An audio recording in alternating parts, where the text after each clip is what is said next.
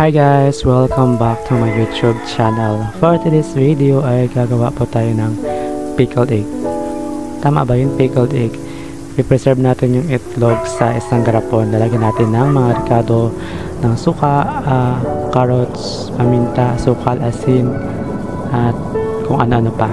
So, ayan, may itlog tayo. Ang itlog na ginamit natin is itlog ng itik at saka pato.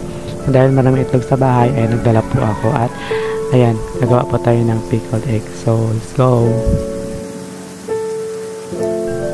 So guys, syempre hugasan po muna natin ang ating itlog at bago natin yan lalagain. Then, mga 6 na piraso lang yung aking ilalagay na itlog. Yung sakto lang sa ating garapon mga ka-person.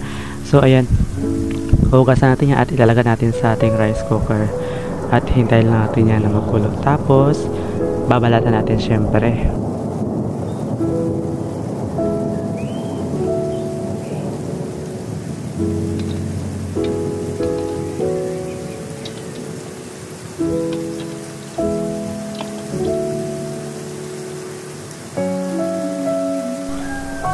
So, ayan guys, habang naglalaga tayo ng ating itlog is ginayat-gayat ko na rin itong carrots at nag-add na rin ako ng pipino. So, yun lang yung aking ilalagay dyan sa pickled egg.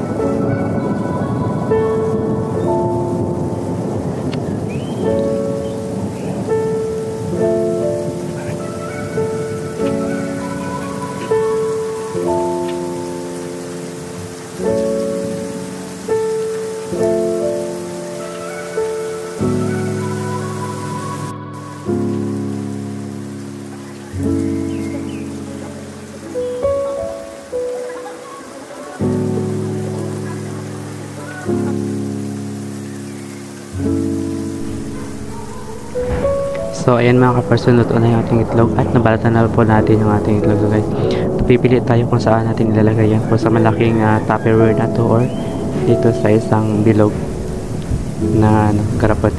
So, mas okay sa akin yung bilog na garapon kasi sakto lang siya doon, kakasya. Tsaka para hindi masyadong magastos sa suka sa silver spoon. At ilalagay na natin yung ating paminta. Parang sakto lang doon sa sakto lang ilalagay natin paminta. Hindi masyadong marami. Then lalagay din tayo ng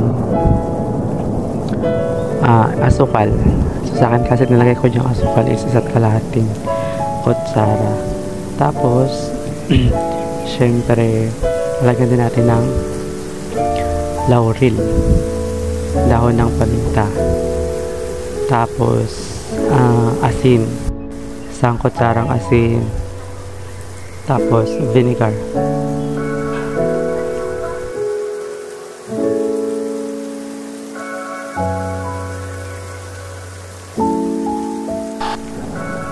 Ayan, halo-haloin lang natin guys. Tapos titikman natin kung okay na yung lasa.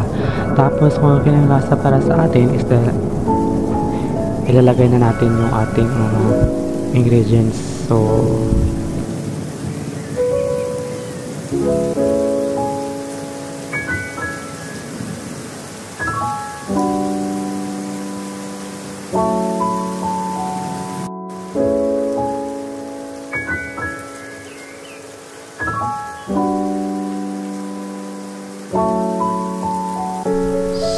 goods na yung lasa mga ka-person, ilalagay na natin yung carrots.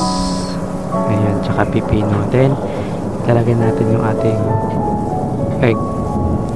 Tapos ilalagay tayo ulit ng carrots. Ayan. Tapos pipino. Then ilalagay tayo ulit ng itlog. Bago ilalagay natin ulit yung natirang carrots at pipino sa taas. So kulang yung vinegar niya mga ka-person. So kailangan kasi pantay yung vinegar doon sa dami ng itlog para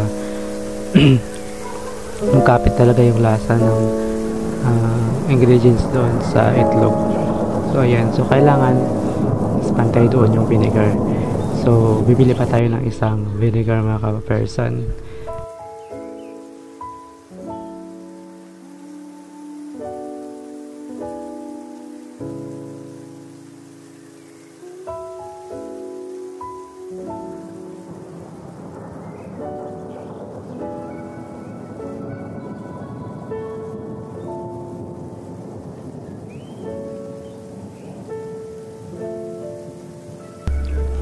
So ayan mga kapatid, nakabili na tayo ng vinegar at ibubuhos na natin dito sa ating pickled egg at papantay natin doon mismo sa taas. Yan. Tapos haluhaluin natin para magpareho yung lasa. Diba? So yun lang guys. Ganun lang kadali mag gawa ng pickled egg. Ano lang, gawa-gawa ko lang. Nasa inyo kung paano nyo siya gawin at paano nyo, ano yung ilalagay nyo mga ingredients mga ka-person. Sa akin kasi yun lang, ang nilagay ko lang is pipino lang at saka pipino at saka carrots lang. Hindi ko alam kung ano pa ang pwedeng ilagay dyan mga ka-person.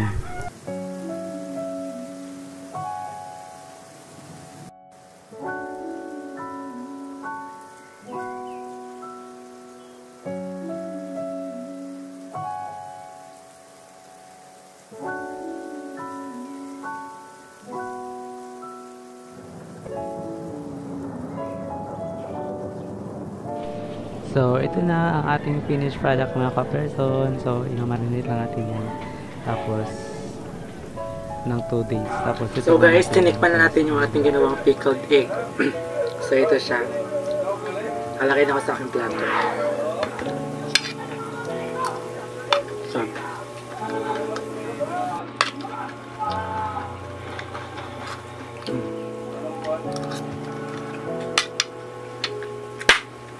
sarap.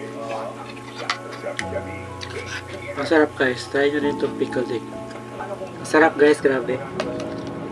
Sarap, sakto yung lasa. Perfect. Bye.